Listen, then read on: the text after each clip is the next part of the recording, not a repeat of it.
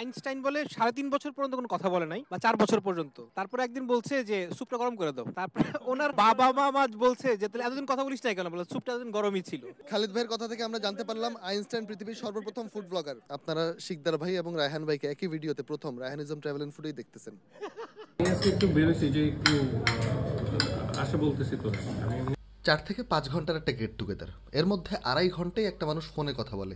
আমি বিষয়টা সংশ্লিষ্ট কর্তৃপক্ষের কাছে ঘোর ইনভেস্টিগেশনের একটা দাবি জানাচ্ছি।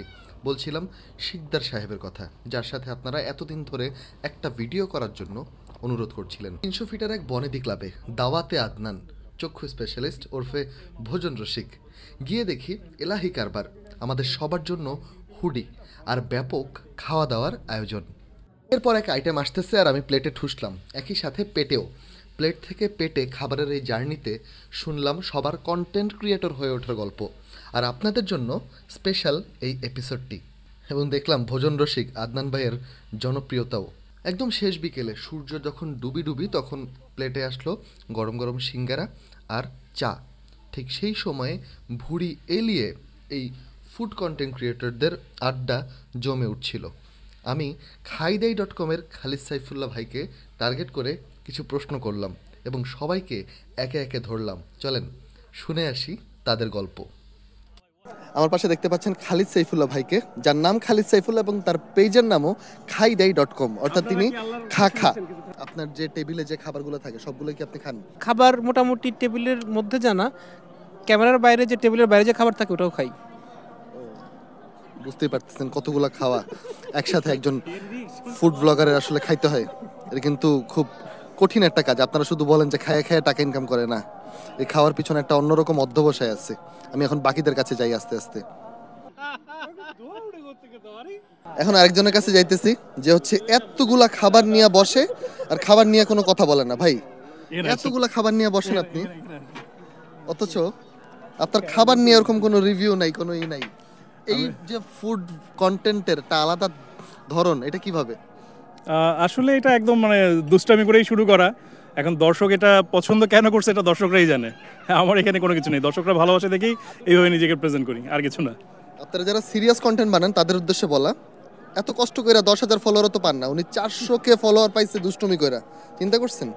এবারে আপনাদের জন্য একটা সারপ্রাইজিং ফ্যাক্ট বলি। আমার পিছনে যে ভাইটা আছে, এই ভাইটা শুধু কাঁচা মরিচ চাবায় খায় না, অনেক মেয়ের মনও ঠিক একইভাবে চাবায় খায়। এবং সবচেয়ে ইম্পর্টেন্ট কথা, উনি কিন্তু কথা বলতে পারে। ভাই একটু কথা বলে সবাইকে বলেন।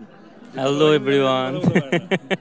না আমি কথা বলতে পারি, কিন্তু খাবার টেবিলে কথা বলা আমার আসলে যায় না, সেটা যায় না। হ্যাঁ একদম, মানে খাবার টেবিলে উনি কথা বলেন না। খাবার আমি ডিসক্রাইব করতেই পারি না ভাই, যারা পারে তাদেরকে হ্যাটস অফ।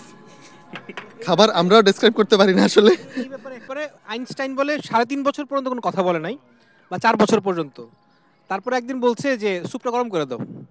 তারপরে ওনার বাবা-মা বলছে যে তাহলে এতদিন কথা বলিস নাই কেন? বলে স্যুপটা এতদিন গরমই ছিল। আমার মনে হয় শামীম ভাইয়ের ব্যাপারটা ওইটাই, যে তার কথা বলার দরকার হয় না এখন আর কি। খালিদ ভাইয়ের কথা থেকে আমরা জানতে পারলাম আইনস্টাইন পৃথিবীর সর্বপ্রথম ফুড ব্লগার। খিলগাঁও এলাকার কিং পেটুক সাহেব ওরফে ফাহাদ ভাইয়ের সাথে আমরা কথা বলছি। ফাহাদ ভাই, আপনি তো মেহেক বিরিয়ানিতে গেছিলেন, কেমন লাগছে সত্যি করে বলেন? খাবারটা আসলে মানে খুব মজা ছিল। বেসিক্যালি আমার যেটা ভালো লাগছে যে ওরা ঘরে রান্না করে এবং খাবারটা খুব অল্প করে রান্না করে। এখন কথা হচ্ছে আমরা যখন ভিডিওগুলো করি, এটা আসলেই জিনিসটা একসময় গিয়ে দেখা যায় যে ফল করে কোয়ালিটিটা। তো আমি ওখানে যাওয়ার পরে আন্টির সাথে যেটা কথা হলো যে আন্টি আপনি যে পরিমাণ রান্না করছেন সেটাই রাখেন, কোয়ালিটিটা ফল করে না, কারণ গালাগালিটা শুনতে হবে আমাদের।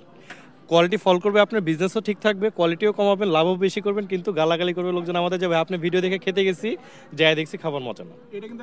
আপনারা এতদিন ধরে আমার যার সাথে ভিডিও করতে বলতেছিলেন সেই শিকদার ভাইয়ের সাথে আমি এখন আছি। একটু আগে আমি যখন হাঁটাহাঁটি করতেছিলাম তখন দেখছি উনি ফোনে কার সাথে যেন লুকায় লুকায় কথা বলতেছিলেন। আমি জানি না আসলে, আপা একটু নজরে রাখেন, জানি না ফোনে কার সাথে কথা বলতে। তো শিকদার ভাই, এত মানুষ আপনার সাথে ভিডিও করতে বলে কেন আমাকে?